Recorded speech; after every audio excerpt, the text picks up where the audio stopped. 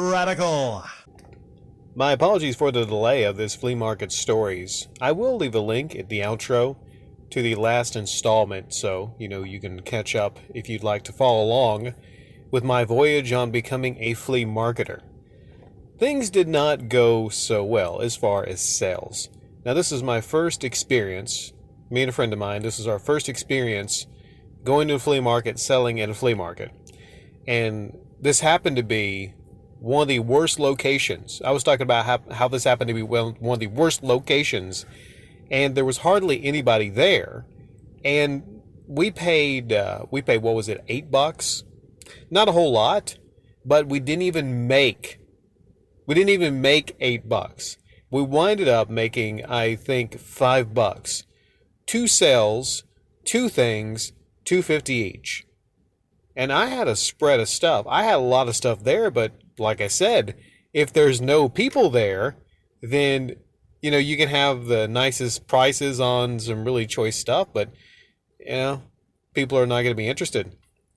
Now, this particular flea market, it seemed like they let out the old folks home.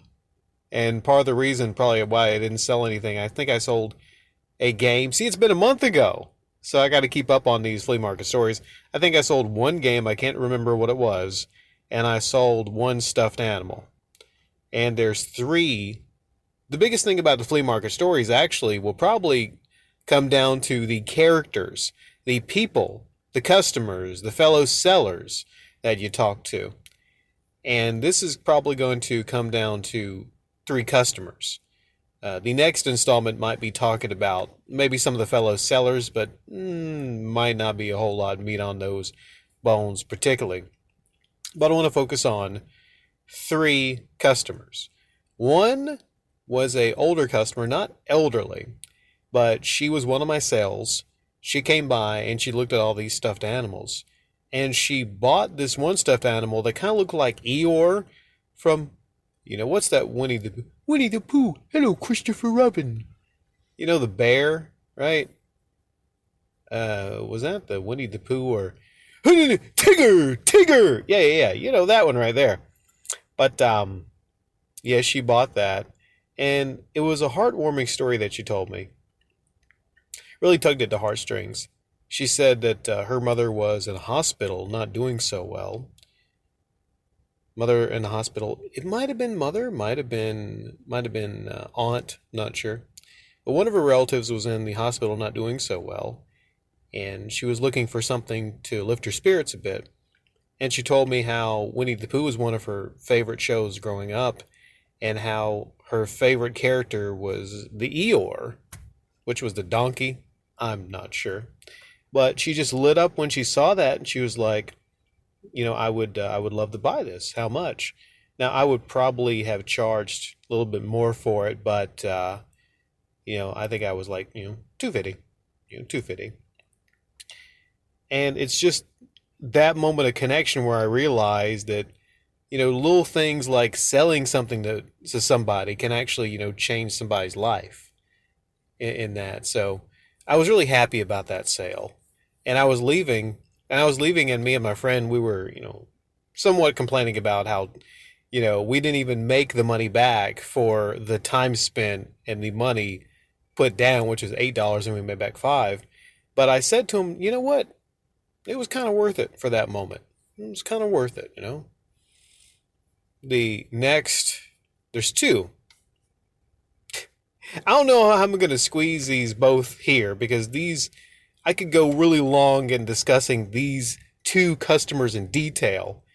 And I'm not going to rule out actually revisiting these two customers, because these are two legendarily crazy freaking customers. Crazy on different scales. Like the harmless crazy when you come across somebody and bless their heart, they're just kind of like, elevator doesn't go all the way up. But it's like harmless, docile crazy. There was a guy that came by. And I could go into, there's this weirdo, I guess it was his dad, wearing all kind of Christmas lights on him. This was right before Christmas. And he was a weirdo. His dad was a weirdo. But, okay, friendly guy, but yeah, kind of a weirdo. But this guy came by the table, looked at all the Xbox games, and he asked me if I had any racing Xbox 360 games. And I said, sadly, no, I don't have any for sale. I do have some, but nothing for sale. I have Ridge Racer Unbounded. I have Need for Speed Most Wanted, and I'm not willing to part with those two discs. So I didn't have anything for sale. But I can't remember if he actually bought one of the games. Yeah, he was. I forget which game he bought, but he bought one of the games. And he asked me and my friend, this right here. He pointed at an Xbox One game first. It's like, I have the 360. Does this one? And he's patting the game really hard. Does this one work on the 360 that I have? And I explained to him that, well, these that say the 360, these are the only ones that work on, your box. Because I thought if I said console, he might not understand console. I said, these are the ones that work on your box.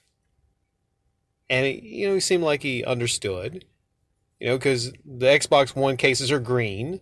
Those 360 cases are green. And I made sure to separate them in lines for him. And I'm like, okay, these are the ones that will work on your system. Okay. So he bought one game. I saw him come back and I thought, okay, maybe he wants to buy some other games. Comes up to me and my friend, looks at the games, takes his hand and he pats one of the games.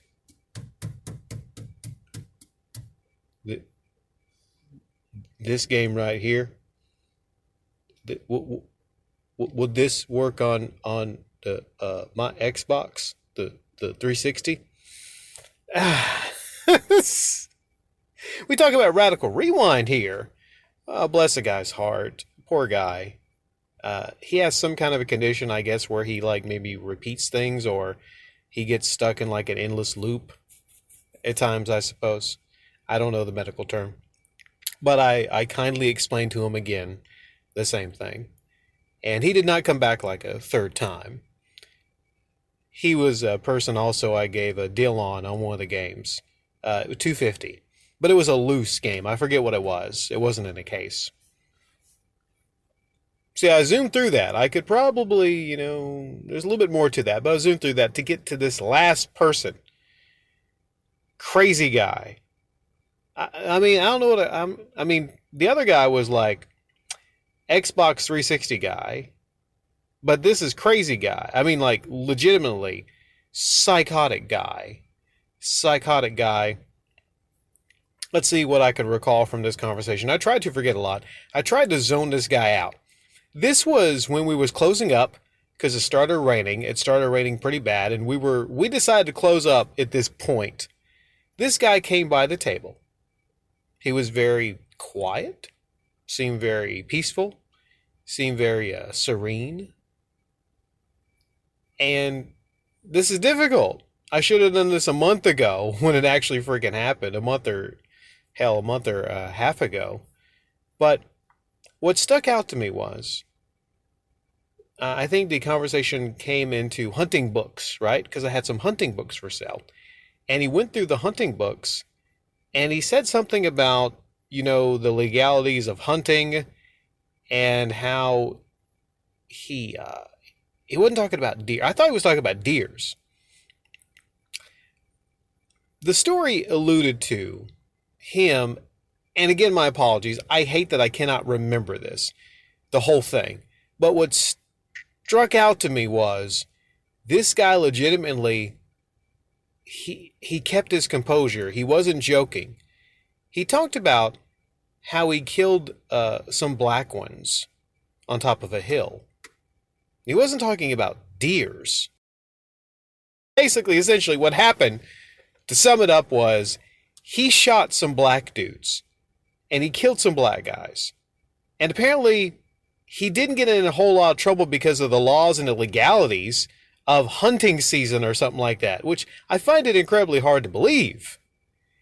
And then he brings up politics. He brings up how he used to be a high-ranking person, Secret Service person for Ross Perot. And I'm thinking to myself, okay, he's talked about, killing some people on a hill during a hunting session, not joking, like not laughing, and not like threatening or anything like that. Like, you know what? If you don't give me this hunting magazine at a good price, guess what I'm going to do? But no, like he just seemed so casually like the way he talked about it. Like killing was absolutely nothing for him. And my uncle told me once, if you come across a person that talks about killing in that particular manner, and he described to me basically what this kind of person, what their demeanor would probably be, and it fit this guy to a T. So I looked at my friend, and my friend was kind of picking up these like really crazy vibes from this guy. I mean, like super insane crazy. And I was thinking to myself, okay, well, I'm gonna be friendly with him.